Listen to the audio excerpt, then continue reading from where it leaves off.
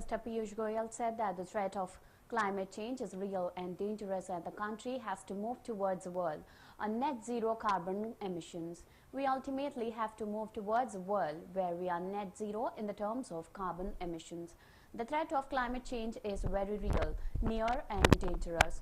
Goyal said at Sustainability Summit or Circular Economy for Self-Reliant India organized by Confederation of Indian Industry via video conferencing. Which will hold the country in good stead in the long run.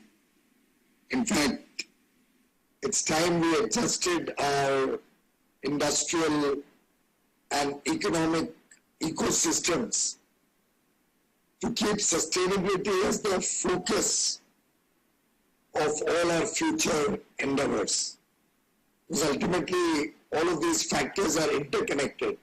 Our development goals on the one hand, how we are going to reach the level of prosperity that we are looking for, and what will be the path to that prosperity level.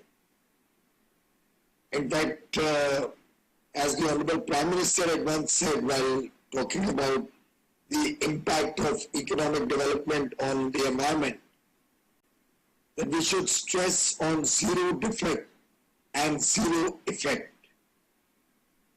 I think in a very subtle manner, he was talking to us about how important it is to focus on quality and to focus on the impact on the environment because of our economic activities.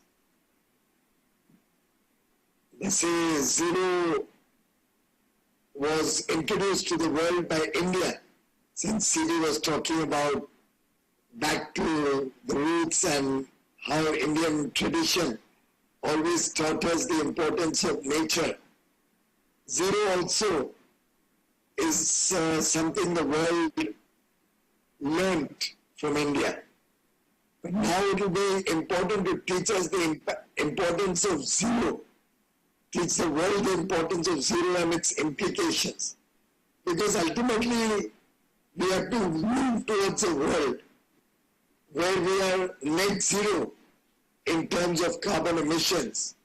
Otherwise, the threat of climate change is very near, the threat of climate change is very real, and the threat of climate change is very dangerous. And towards that end, the 3 R's that the Prime Minister has talked about, reduce, reuse, and recycle. I think all 3 of them become extremely important.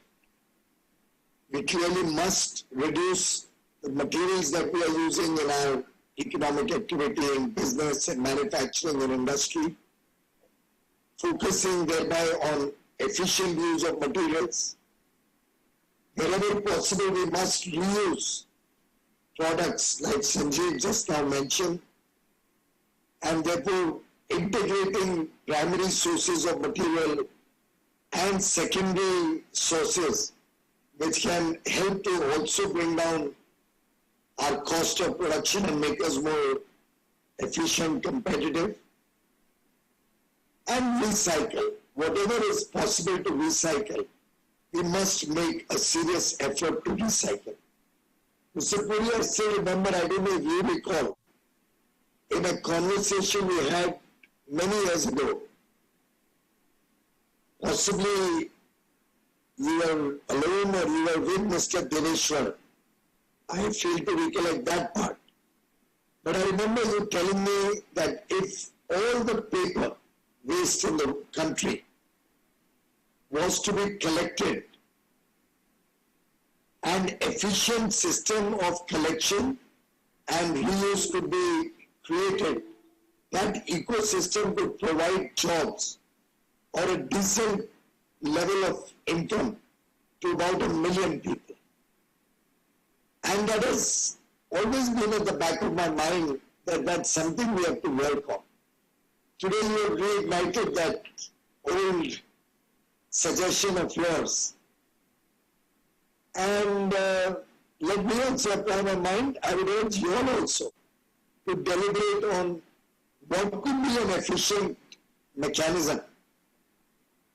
I remember in my childhood, we used to have the paper boy coming in with a hand cart and collecting newspapers, old newspapers from every home.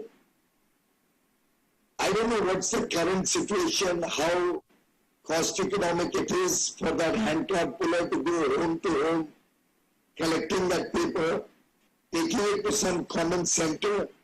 I don't know how that gets transported to the place where it is reused. I'm a little out of touch with what's happening on that ecosystem.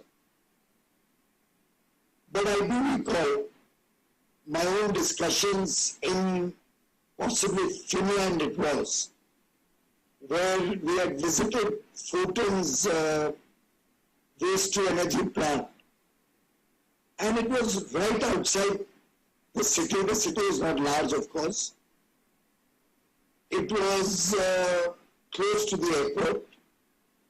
But the entire plant could use any and every waste to produce energy. There was absolutely no smell at all in the entire plant. He went right up to the place where the garbage was stored. And the way the whole operation was run effectively and efficiently was truly a treat to the eyes. Using paper for recycling to make fresh new paper, and I think